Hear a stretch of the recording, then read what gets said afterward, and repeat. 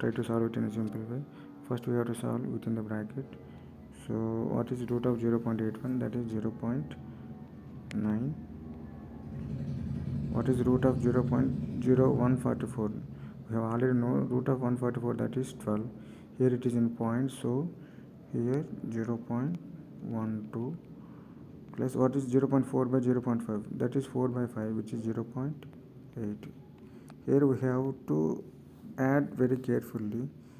0.9 minus what is 0.12 plus 0.8? That is 0.92. So from this we will get 0.9 minus 0.92, that is minus 0.02, which we have to add to this 0.6. Then we will get 0.58.